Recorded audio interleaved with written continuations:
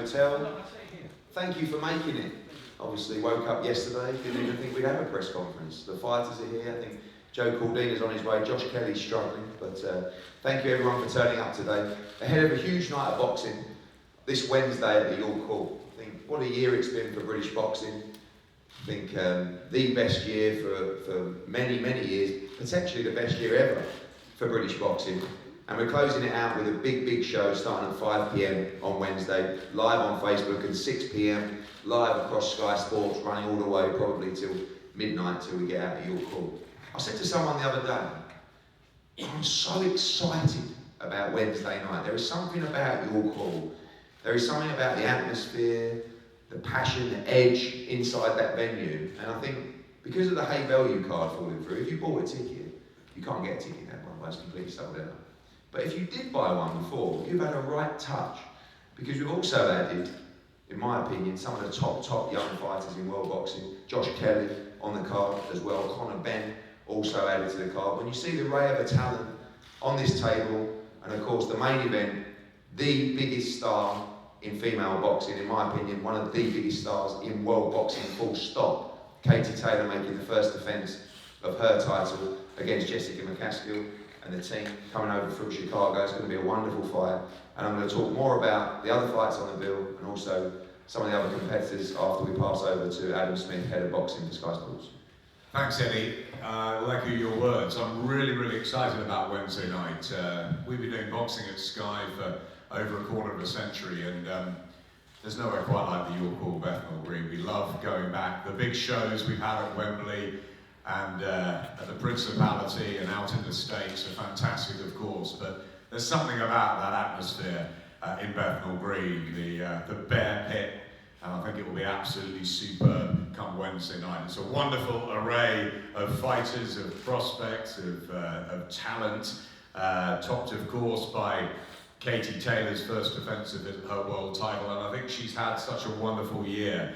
You know, just turning pro back in November of 2016, and to be in this position, 7 fights, 7 wins, and defending against Jessica McCaskill on Wednesday. I think she's had as good a year as Anthony Joshua or anyone else. I think she's a wonderful ambassador for the sport, and I think it's fantastic to see her performing again. So we at Sky are very excited. It's a really long card and a long night, and we're going to give you everything we can on Facebook, and 6 o'clock on air with a whole load of really good entertainment for you to close out 2017, which I think, Eddie, has been the best year for boxing, both at home and abroad. It's been wonderful. We're back on the map.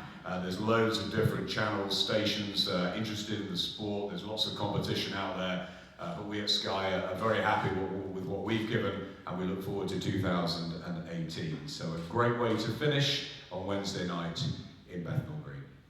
Thanks, Adam. When we talk about 2018, we're really talking about the future stars of British boxing, the young guys coming through, start stepping up into domestic titles and even moving further on than that. When we talk about this bottom table here, you've got some great talent, and I'm so excited to watch these guys progress. Some of them stepping up in really must-win fights at these stages in their career. Going to start with Ted Cheeseman. Ted mandated for the British light middleweight title against JJ Metcalf. First bids for that are on Wednesday. It's a great fight, but I think arguably the toughest fight of your career so far against Tony Dixon. Firstly, on Wednesday night. Yes, I've had a really good year this year, and I've got another tough opponent in Tony Dixon. I'm not looking past this, but to me it feels like my last hurdle before I get my big breakthrough fight, and I can't wait for it to happen now. Obviously, you've been very active in his back half of the year, but ready now for that big gamble against Metcalf early next year? Yeah, I'm not ready now. I don't think I will be. I'm young. I've had the right fights. I've fought the right opponents. Tony and Charlie have been pushing me along well, and I'm improving in the gym all the time. I'm feeling better and better and more confident, and you'll see it as my performances are getting better and better. And I can't wait to fight these big fights now and get my name right out there. Felix Cash, been a frustrating year for you. I believe one of the top young middleweight prospects in the country, looking to finish the year in style after putting it behind you. It's been a stop-start year so far for you. Yeah, this year ain't been the greatest. You know, should have been a lot more busier, but got a bit of catching up to do hopefully next year, and looking forward to Wednesday night and getting back out there, making it get back out. Obviously, the plan to get out on Wednesday night, and then move forward for English titles, particularly early next year. Yeah, obviously I've got to get back, get him out of the way first on Wednesday night, but yeah, and then a strong 2018, looking for obviously, like you said, the English title or some sort of belt early part of next year. The Source, Lawrence OKOLIE. Lawrence, it's been a very, very busy year for you. We were just joking about that. Debuted on March the 25th in Manchester. I think so many fights, so many different cities you boxed in so far this year. And really this one again for you, signalling really the end of your apprenticeship before you move forward in the gambles of 2018. Yeah, no, definitely. Obviously, when I turned pro with Matchroom, I felt I made the right choice, but here, if you get to December, I realised I definitely did. I've been extremely active and had to learn a lot of different stuff in my first year, different types of opponents, different cities and just different fields. So it's good. Obviously, I'll never take it as a friendly opponent, but I need to get through this one on Wednesday, and in 2018, you know, we can see what the Source has really got. Obviously, everyone's talking about the Chamberlain fight, and we hope that gets made for February the 3rd, but if not, you know, we talk about Luke Watkins as well for the Commonwealth title, also an option. Yeah, absolutely. I mean, my career and my mindset is not based on any one fighter. So if a fighter talks and makes noise, but they're not ready for action, then my journey continues either way. So whatever happens, I'm going to be taking risks and doing what I always do, which is pushing on. Joe, welcome. Thank you. It's been a busy year for you as well. I think more easy fights than you would have hoped for, but that's because down to the way you box as well. Millennium Stadium was a bit of a circus. We got out there in the end. I'm glad we did, otherwise I would have got lynched from the Cardiff fans. But look, you've got a tough fight on Wednesday. I think someone that you hope can take you rounds before you move on and start challenging for titles in 2018 as well. Yeah, of course. That's what I need. I need challenges, especially going into next year. I'm looking to push on. So I definitely need someone to take me rounds and basically put it on me, and I need to show what I'm made of. But yeah, Cardiff was a great experience. Didn't have the fairy tale ending like I expected, but I got the win and got the fight in front of 75,000 people, which is amazing. But yeah, if I didn't get on, there was definitely a few people waiting for him outside. But yeah, nevertheless, I got on, and yeah, we're just looking forward to getting the job done on Wednesday and then pushing on in 2018. You'll never quite know what I went through to get you on that night. I promise you. I promise you. I know, I promise. When you look at the division, obviously, you're in the same kind of mix as a lot of these, your former teammates and stuff like that, about 2018, really the point of no return. When you look at the domestic scene at the moment, how far away do you feel you are from the likes of Ritson, Dodd, Cardle, you know, those kind of guys around British level right now? Talent-wise, I don't think I think I'm there. It's just the experience they've got over me. This is what I need, a tough fight now. Hopefully he gives me on Wednesday, and then I can sort of gauge where I'm at. This guy, Juan Okora, he's been in with some tough fighters, Mendy, Sam Bowen, Scarpa. He's been with a lot of tough fighters, so this will gauge me where I'm at, and hopefully next year then I can see where and start pinpointing people I want to and start moving up the ranks in the lightweight division. Thanks, Joe. When you talk about your call fights, I think this one is a real your call fight. Jake Ball against BALL-SHINKWIN, WBA Intercontinental Light Heavyweight title. It's a really intriguing fight in a great division at the moment, light heavyweight division, domestically and of course globally as well. Miles, firstly for you, this is a fight that you wanted for a while now. You've called out, you've got your opportunity, and I think we expect a great fight on Wednesday night. Can't wait. I've asked for the fight. It's no secret I've had not a rough 2 years, but not the best luck the last 2 years.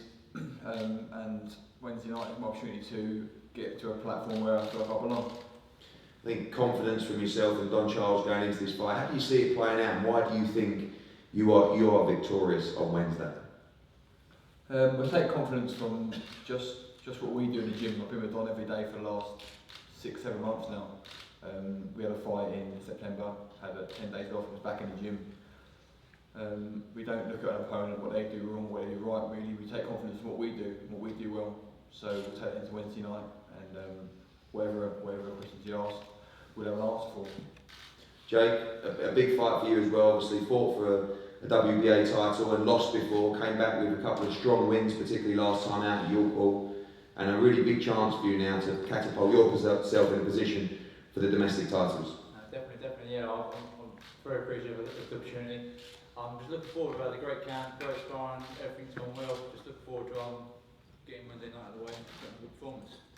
Obviously the confidence from your last win, it was a great fight down at York Hall, great win. You're full of confidence now going into this fight with BALL-SHINKWIN. Yeah, definitely. My last fight ticked a lot of boxes to me. Like obviously going distance for the first time, obviously going through a lot of obstacles through the fight, and it was another great York Hall fight, and look forward to putting on another great display Wednesday. It's a great fight, BALL-SHINKWIN against Jake Ball, WBA light heavyweight intercontinental title. Of the young guys coming through here, some are beyond that and now progressing into headline Saturday night fights. I think one guy who's probably gone under the radar a little bit in terms of his achievements is Martin Ward. British title outright, Commonwealth champion as well, and on Wednesday gets a chance to fight for the vacant European super featherweight title. It's a great fight against Spain's Judy Gina. Firstly, I'm going to ask Mr. Gina a few words. A great fight, an opportunity for you to become European champion. Excited for the fight on Wednesday.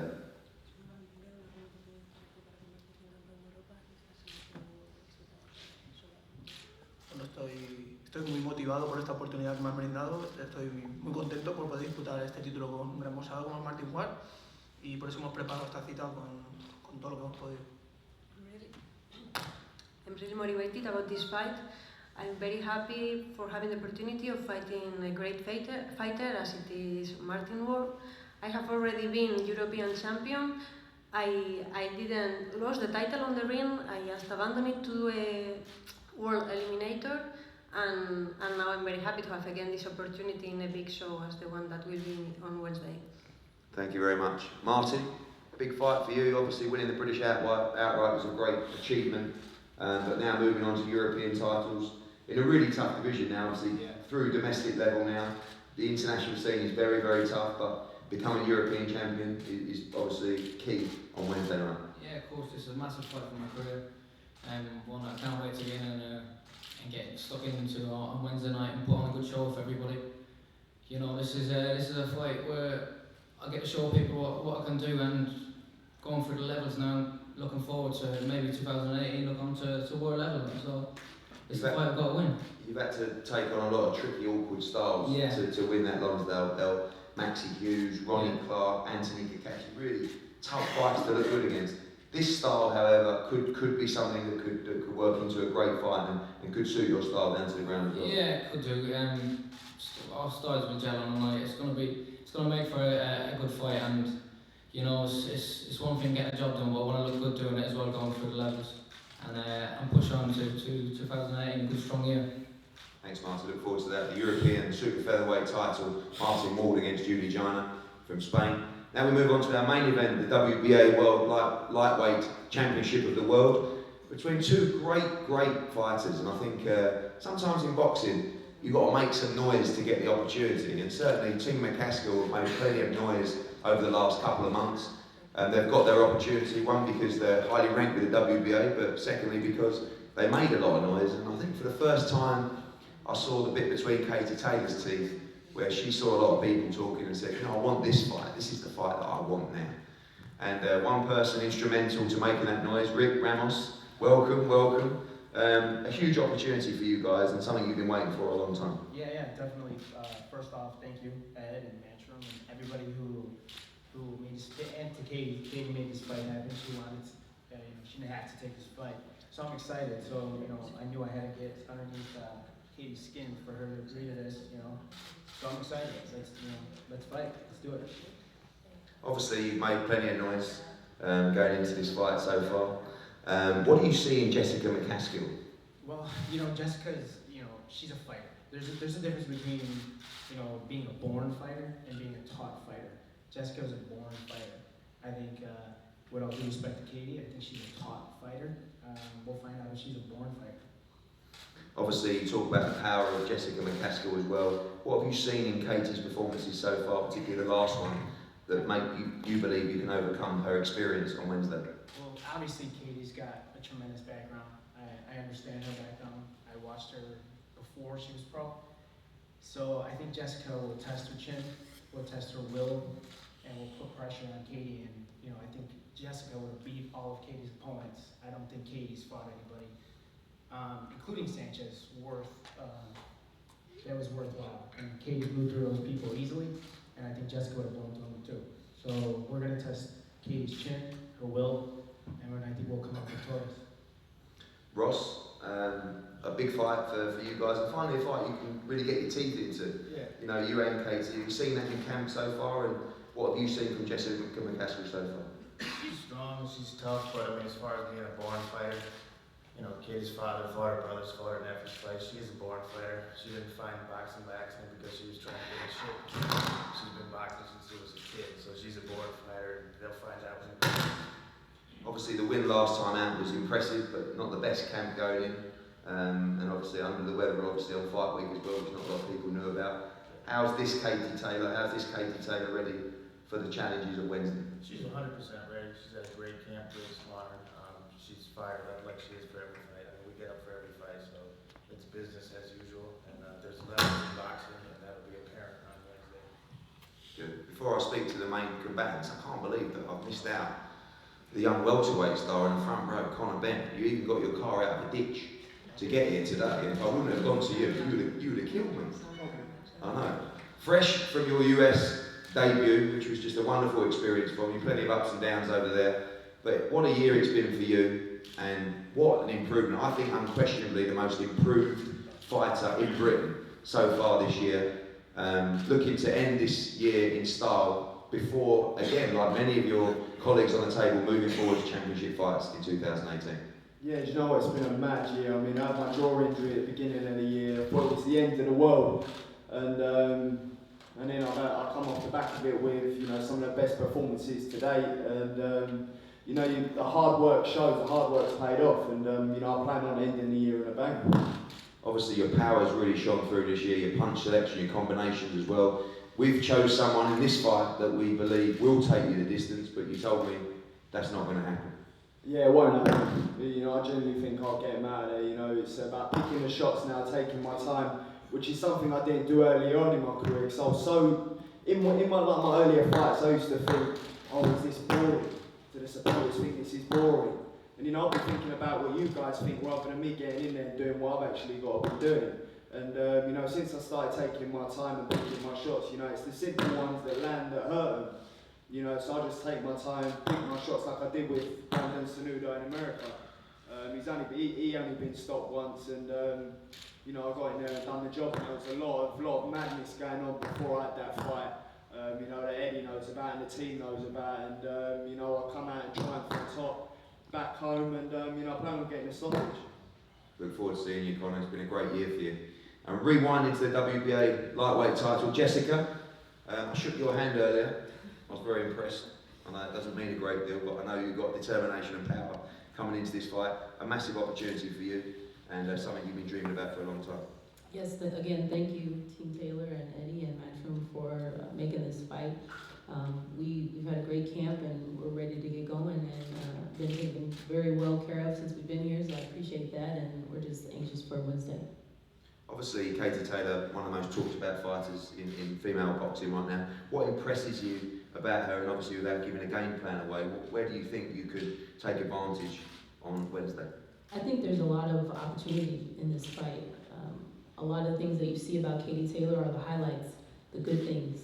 If you watch an actual fight, there's a lot of mistakes, there's a lot of opportunity, and I plan on taking advantage of that. Katie, incredible last time out, Millennium Stadium. You know, probably around 70,000 people in their seats to see you become world champion. Looking forward to the first defence on Wednesday night. Yeah, I can't wait. It's been an incredible year so far, and this kind of sets me up nicely to end the year in a high, really. But yeah, as Ross said, the camp has been great, and I just can't wait to get going on Wednesday evening.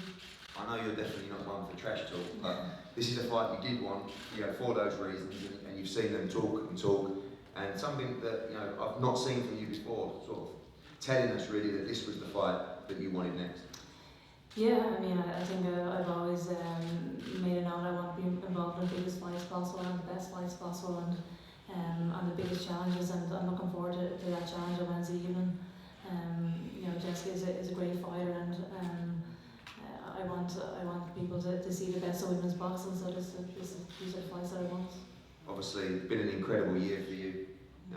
From turning pro last November, picking up that world title, finish with the first defence. Obviously, not looking past Saturday, but playing Wednesday. The plan is obviously to move on and unify the division in 2018. Yeah, that would be a dream for me. Obviously, I'm not looking past Wednesday evening, as you said, but the dream for me would be to unify the division eventually, and this sets you nicely for a big year next year. Thank you, Katie. It's a great fight, Katie Taylor against Jessie McCaskill. Thanks for reminding me. Wednesday night at York Hall, 6 p.m. live on Sky Sports through till midnight. It's going to be an absolute packed night of boxing to finish a wonderful 2017. We're going to have head-to-head photos up here now, and then all the guys are going to be available for one-on-ones as well. Thank you for coming, and we look forward to seeing you on Wednesday. The weigh-in will take place here tomorrow at 1 p.m. Thank you very much.